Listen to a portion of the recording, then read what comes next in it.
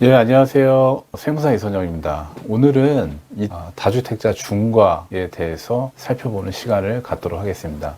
최근에 이재명 대통령은 다주택자 양도소득세 중과 유예 연장을 하지 않겠다라고 발표를 하였습니다. 지난 4년 동안 유예되었던 다주택자 양도소득세 중과가 다시 부활한다는 의미입니다. 중과가 부활하게 되면 2주택자는 현행 양도소득세율에서 20%포인트가 중과가 되고요. 3주택 이상의 경우에는 10%포인트가 중과가 됩니다. 말 그대로 양도소득세가 굉장히 무거워지는 구조인, 예를 들어서 2주택자가 보유한 주택 중에서 1주택을 양도하는데 보유기간이 10년이고 취득가액이 10억, 양도가액이 10억, 즉 양도차액이 10억 원이라고 가정한다면 현재 구조 하에서는 다주택자도 장기보유공제를 받을 수 있기 때문에 10년 보유기간에 대한 장기보유공제 2억 원과 한계 세율이 42%가 적용이 돼서 대략적인 양도소득세 및 지방소득세 합계 금액이 약 3억 2천만 원 내외 정도입니다. 그런데 여기서 2주택자로서 다주택자에 대한 양도소득세 중과세율이 불한다면 일단은 장기보유공제가 안 되시고요. 한계 세율도 %포인트가 늘어나게 됩니다. 따라서 세율이 %가 되시고, 만약에 3주택자라고 한다면 한계 세율이 %포인트가 늘어나서 세율이 2%가 됩니다. 말 그대로 세금 폭탄이죠. 1주택자에 대해서도 이재명 대통령이 투자나 투기용이라면 장기 보유했다고 세금 깎아주는 거는 좀 이상해 보인다. 결국에는 1세대 1주택자도 실제 거주하지 않는 주택에 대해서는 장기 보유 공제를 축소하겠다는 뜻을 비추었습니다. 세법상 1세대 1주택자의 경우에는 보유 기간과 거주 기간을 따로 합산해서 10년 이상 보유하고 거주하는 경우에는 양도차액의 최대 80% 공제를 받을 수가 있습니다. 하지만 이 공제율을 제 생각에는 예를 들어서 금액 한도를 둘 것 같은데요. 금액 한도가 1억, 2억 식으로 이제 금액 한도를 두거나 이 요율을 다시 조정할 가능성이 충분히 있어 보입니다. 자, 그런데 이런 세금 양도소득세 중과가 과연 집값을 안정시킬 수 있을까? 제 개인적인 의견은 주택가격 안정과는 별 영향은 없을 것 같고요. 오히려 역효과가 날 가능성도 있습니다. 이미 지난 과거 문재인 정부 때도 다 똑같이 했었고요. 결론적으로 중과세를 부활한다고 해서 매도를 유도하지는 않습니다. 예를 하나 들어볼게요. 아까 제가 말씀드렸던 3주택자가 집을 매도할 경우에 한계 세율이 최대 12.5%입니다. 과연 매도를 할까요?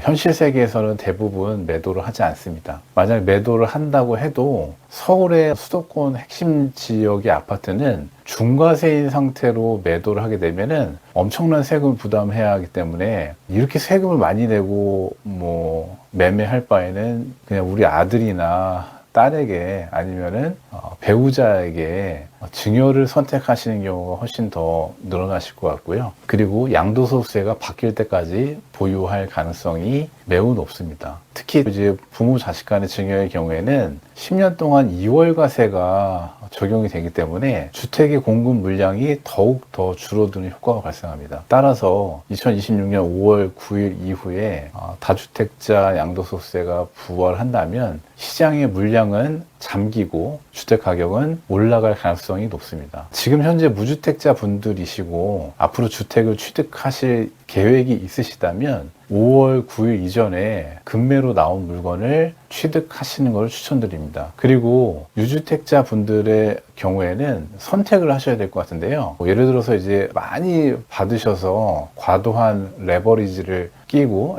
집을 사신 분들은 지금 현 정부가 향후에 보유세를 인상할 가능성이 매우 높기 때문에 이를 버티기가 좀 어렵다. 대출 이자라든지 어렵다고 판단이 서신다면 2026년 5월 9일 이전에 세무상담을 한번 받아보시고 계속 보유하실지 아니면 매도하실지 의사결정을 하시는 것이 좋을 것 같습니다. 대한민국의 주택 보유 구조를 살펴보겠습니다. 2024년 말 기준으로 무주택 가구가 약 960만 가구고요. 유주택 가구는 약 1270만 가구, 그 정도 됩니다.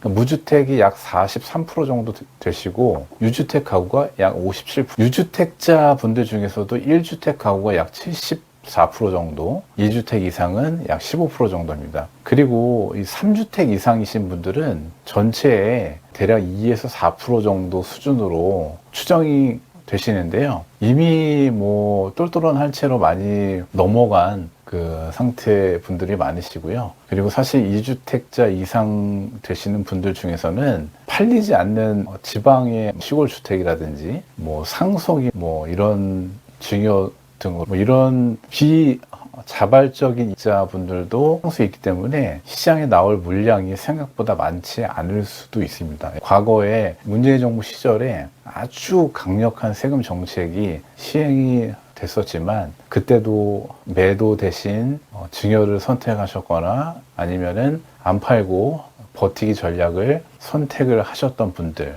특히 세금 인상기에 집을 팔지 않으셨던 분들이 결국에는 최후에는 유리했던 경우가 훨씬 많으셨던 것 같습니다. 현재 서울의 핵심지는 대부분이 토지 거래 허가 구역입니다. 토허제는 수요와 공급을 모두 위축시키는 것은 맞지만 현실에서는 공급의 감소폭이 훨씬 더 큽니다. 그래서 결과적으로 서울 수도권 핵심지는 그 매물이 줄어들 수밖에 없고요. 가격은 오히려 더 상승하게 되죠. 이게 바로 규제의 역설입니다. 그리고 또 시장의 공급을 늦추는 또 다른 현실적인 요인들이 있습니다. 중대재해 처벌법이 강화가 되는데요. 안전관리 비용이 증가되고 만약에 사고가 발생됐을 경우에는 공사가 중단되기도 하고 그러다 보니까 공기가 굉장히 앞으로는 보수적으로 설정될 수밖에 없을 것 같고요. 결국에는 공사 기간이 증가되고 공사 비용도 상승하게 됩니다. 또한 환율이 많이 오르는 상황이어서 원자재 가격도 많이 급등했고 인건비도 많이 상승했습니다. 결국에는 집을 짓는 속도는 늦어지고 분양 가격은 계속 올라갈 수밖에 없습니다. 그리고 또한 확장 재정과 유동성의 문제인데요. 2025년도에 정부 지출은 약 673조 원이었고요. 2026년도에 앞으로 지출 예산안은 약 730조 원입니다. 이 확장 재정은 결국에 시중의 유동성 증가로 이어지는데요. 자본주의는 팽창의 역사입니다. 돈이 늘어나면 자산 가격은 당연히 올라갈 수밖에 없습니다. 최근 코스피가 5,000포인트를 돌파했는데요.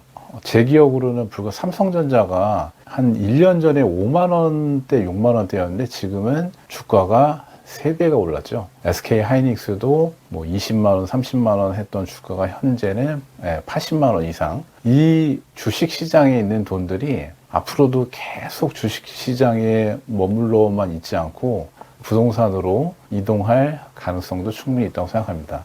결론적으로 다주택자에 대한 중과 부활은 집값의 안정보다는 앞으로 세금을 부동산에 관련된 세금을 앞으로 좀 더 많이 걷겠다는 정부의 어떤 메시지라고 생각하고요. 부동산은 취득 단계에서 취득세를 부과하고 그 단계에서는 보유세를 부과합니다. 그 다음에 최종 양도 단계에서는 양도세를 납부하고 이제 끝나게 되는데요. 이 세 가지 취득과 보유와 양도 이 모든 단계에서 중과를 하고 앞으로도 더 세게 하겠다. 세금을 중과해서 부동산 안정화를 할 수 있을지 없을지는 정확하게 잘 모르겠지만 세금 인상만으로 시장 가격을 통제하는 것은 매우 어렵지 않나 생각합니다. 오늘 영상은 여기까지입니다.